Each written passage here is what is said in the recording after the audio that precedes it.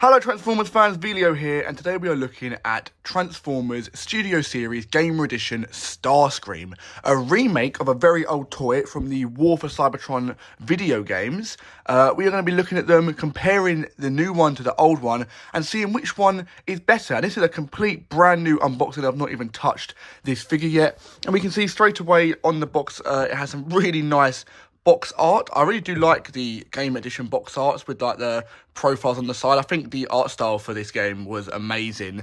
So yeah, some really cool art there. Very similar to the old toy, this kind of sleek model. As we can see on the back, we get a little glimpse of what we're going to be looking at today. I've seen lots of discourse online about this figure, especially the front cockpit that we can see just about in the open window there. Not as sleek as the original was. We're going to crack it open and find out what we think about it. I am actually quite looking hopeful to it. I'm a big fan of Starscream and I'm a big fan of this design. So let's hope it's a good one. Let's go.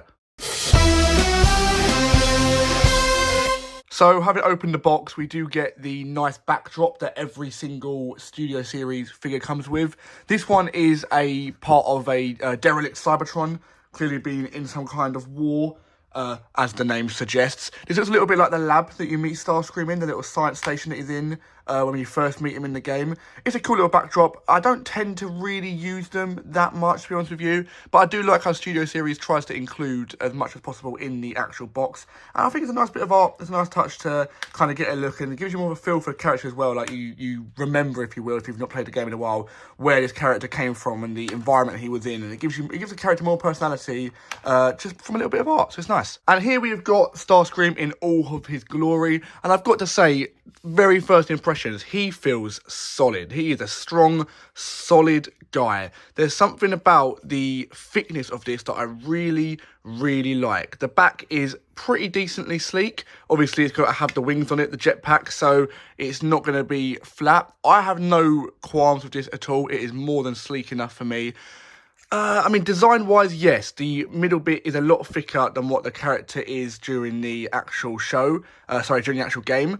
But I don't mind it at all. It does give a feel of it being a very thick, solid figure. And I really don't mind that at all, to be honest with you. Like, the legs feel really strong and sturdy.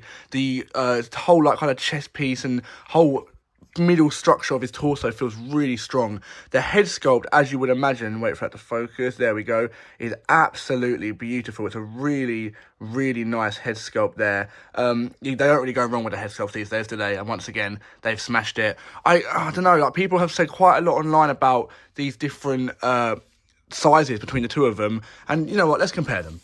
Right, so here we have them side by side, and as you can tell, the Studio Series version is a lot taller, it's a lot thicker, and it is obviously more bulky in, for example, the legs, but it does just look like more of a solid figure. And I'm a really big fan of this original figure, by the way. I got it, you know, more time ago than I can even remember, and I'm a really big fan of it. But it now, putting it side by side, it does look a little bit bare bones, you know, like when you open up the legs like that, it just looks really bare bones. The arms look quite derelict. I don't know. There's something now about it, now that I've put it side by side. As much as I love this figure, by the way, I'm happy with the design compromise of this one being a bit more thick in the cockpit that isn't, obviously, as you can see, not what the actual game design shows you. Although, that being said, it's not too bad.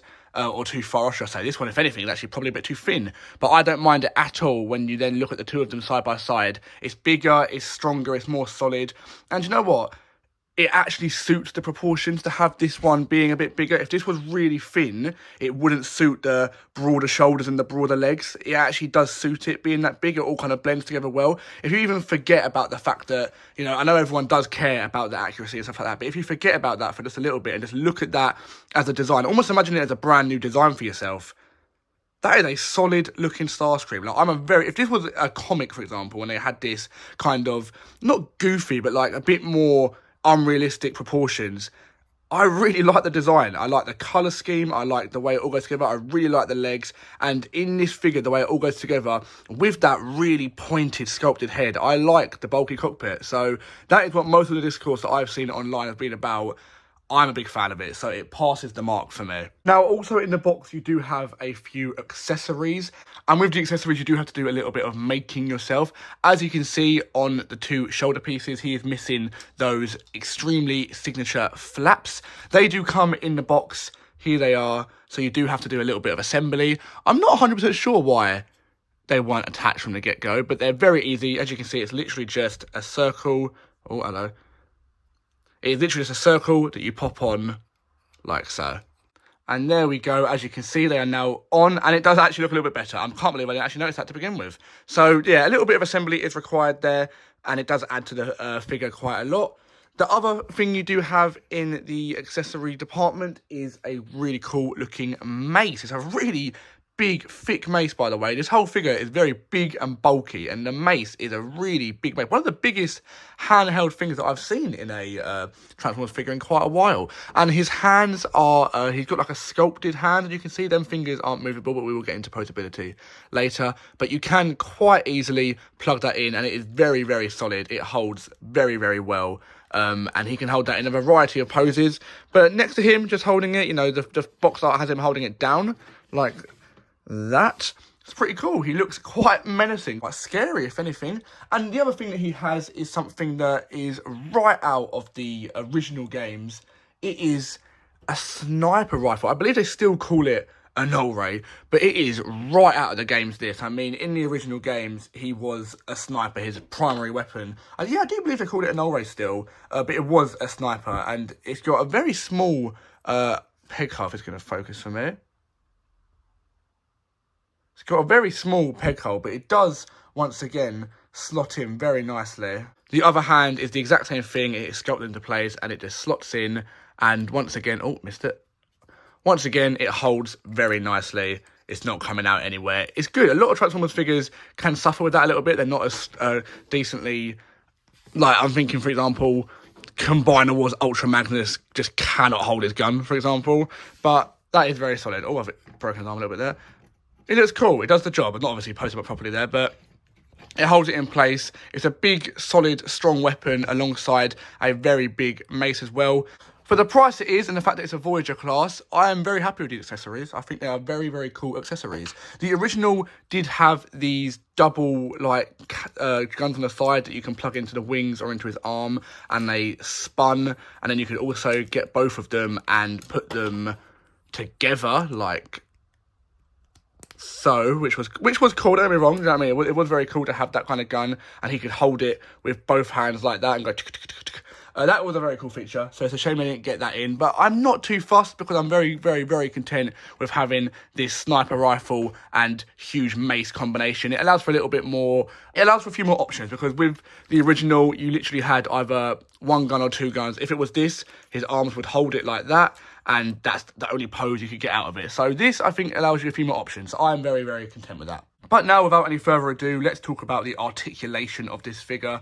And for a bulkier figure, I've got to say that I am not too displeased with it. I think it's actually a pretty solidly articulated figure. So we'll start off with, obviously, the head, which you saw me moving earlier, is on a ball joint and can move pretty much in all rotations. It is hard because these do get in the way of your fingers, but it can move decently far. It can look up pretty far. It can look down to as far as that allows it to. The wings at the back don't move really, but they have a tiny bit of movement. I don't even think that's meant to move. Like, it's just where it's not properly put into place. But it's got a tiny bit of movement on there. These ones here can rotate the slightest amount, as you can see, just going between them two tabs there. So you can kind of decide if you want them more out or more in. So you do get the choice of that there. The arms are pretty well articulated. The shoulders go out that far. It goes as round as that allows it to, and goes as back as that allows it to. It would go the whole way round if it wasn't for the wing. So that's a bit of a shame. But obviously, I'd rather have a wing on a Starscream figure. But the bicep curl is interesting. It has one here, and it has another one there. So you've got 2 points of articulation there in the arm. One just below the shoulder and one where the wrist starts. I don't know if that's because of the transformation. We will find out later on. But it allows you to get a very decent amount of articulation in there. I mean, how often in a Voyager class do you have, you know, one that can get his arm all the way up there with a double pivot? So it's very, very good. It also does have a bicep swivel, as you would imagine. And there's no swivel on the bottom one, but you do get at the shoulder. Like I said before, no finger articulation at all, but the wrist can swivel the whole way round.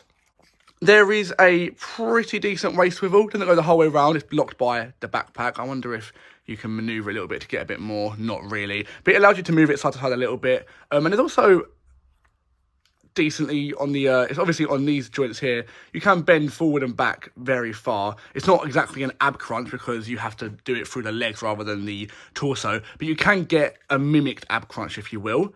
And the legs themselves are very well articulated. They can go all the way out like that. I mean, that's as much as you possibly could get on a Transformers figure. The legs go forward that far and back that far. In terms of ankle posability, it has got a pretty decent ankle pivot. You know, that is something that obviously the original figure had nothing of the sorts. They've done a good job there with hiding it. You wouldn't really think it's got an ankle pivot just if you had to guess, but it has got a pretty decent ankle pivot. Once again, we're talking Voyager class here.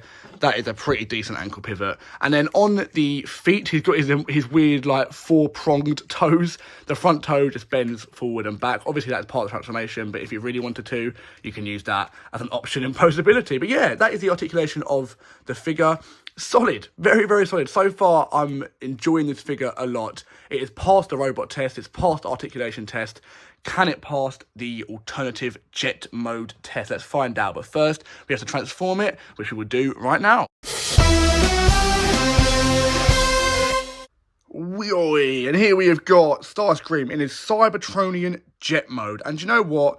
On first glance, I thought, but it's grown on me a little bit. It's not too bad at all. It's definitely not as good as the robot mode for me. It's got a tiny bit of an unfinished look. And I'm holding it at this angle on purpose because it looks a lot better from this angle than it does like this. This looks really unfinished to me. This looks all right. If it's whooshing in like this, it looks all right. You know, like side on, diagonally, it looks all right. And also, it looks very similar to what it looks like in the game, so you have to give it credit for that. The wings here are a little bit too small for my liking. I wish they were bigger, but that, once again, is accurate. That's just a personal design thing that I feel. It's not bad at all, though. It's a lot bigger than I thought it'd be. You know, you can stand it up on the thrusters like that, which is cool. It's very, very solid. Once again, everything taps together really, really nicely. It's got amazing whooshability, you could say. It's a very decent figure. I'm not too crazy about this part here. If this part here was somehow a little bit more complete, I don't know how they would have done it. Maybe something you could have put here. I don't know, that would have really sealed the deal for me. There's like a bit of gap here you can see through behind. But, you know, I can't complain too much. It's a Voyager class Starscream. It is an update from the original figure. And as an update, it is very, very, very good, you know. The original Starscream jet mode was not amazing. The robot mode I like, the jet mode was not amazing. Let's compare the two. Here we've got the original Starscream jet mode. I mean, size difference. Wow, the robot mode was a bit bigger than the other one, but the jet mode, it is a seismic difference. This one is a lot bigger, and that makes me like it more, to be fair. Looking at it side by side, they're very, very similar. Very, very similar, and I do like this one more. This one had an extremely unique transformation. This one was a transformation that I did in about 3 steps. You can very clearly see that is a head turned backwards. There's nothing going on there. The back of it looks mental, absolutely mental. Let's put that arm back in there. It's all right, don't get me wrong, especially for its time, don't forget. And once again, it's a very solid figure, you know, they've done a good job on both of them, do not get me wrong. But as an update, I have to say, this version just is a lot better. They do a much better job of concealing the head. You might even think that's the head just because it's similar to that one. It's not. The head's in here somewhere, locked away for good. There you go, that's the back of the head there. I mean, back of the jet, they never look amazing, do they? It looks a little bit kibbly, but I don't care. I'm never going to fly a jet like this. It's always going to be like this. Any photos I might take, any poses I might put them in, it's always going to be like this. And now that I've had a real good time to look at it, and especially comparing the two, once again, I do wish, maybe not even the wings being bigger, but just being a bit more prominent, because these wings are similar size to these wings, but the way they come out just make them a lot more obvious, whereas these ones are a little bit muted, I guess. But it's really not a big deal. I'm a big fan of this figure. You know, Gamer Edition has had its ups and downs. I think Bumblebee is an amazing addition to Gamer Edition. I think Optimus Prime was amazing. I think Barricade was terrible. So for Starscream to be my newest addition to my Gamer Edition collection, not bad. Not bad at all. I would be very, very happy if I was a Starscream fan, which I am. So there you go. An update that I think has been successful. What do you think of this figure? Let me know in the comments below. It is the only thing I can say about this mode is side on, it's not amazing. But like I say, from all other angles, it is a really, really great figure. And so to wrap this all up, we have who else but the channel mascot Sea Spray to come in and let us know what he thinks of this game edition Starscream. And I know that C-Spray's had his run-ins with Starscream in the past. He's not always his favourite guy. But what do you think of the figure, C-Spray? What do you think of the new game edition Starscream? 4.5 out of 5. 4.5 out of 5. Wow, that's a very solid review from C-Spray there. Thank you very much, C-Spray. We'll see you in another review very soon. And how about that? 4.5 out of 5 from C-Spray. And I've got to say that I agree with him. It's a very good figure. There's very, very few things I would want changed. I definitely wouldn't say that we need another update anytime soon. This is a brilliant figure. If you're looking for a Gamer Edition Starscream, what else could you want? It's got great accessories, a great robot mode, and a great jet mode as well, and it's really, really big and solid. 4.5 out of 5, almost perfect, and it's not often you're going to get a perfect from me with these toy reviews. So Game Edition Starscream, great job. Hasbro, you've smashed it, well done. And thank you guys very much for watching this video. I do hope you have enjoyed. What do you think of this? What do you think of Game Edition Starscream? Let me know in the comments below. If you have enjoyed, please do think about subscribing, or maybe leaving a like and a comment. It would really help my channel to grow, and we can do loads more Transformers content together. And if you're also interested in just some gaming videos, I do have a gaming channel. It's just Veelio Plays, where you'll find me playing all kinds of random games, which hopefully you will enjoy. But if you're looking for Transformers content, go no further, because Veelio Transformers is here to stay forever and always. You'll see me with another toy review or another Transformers video very, very soon. Thank you all again, and I'll see you in another video very soon. Goodbye. I just wanna celebrate, 'cause it's a good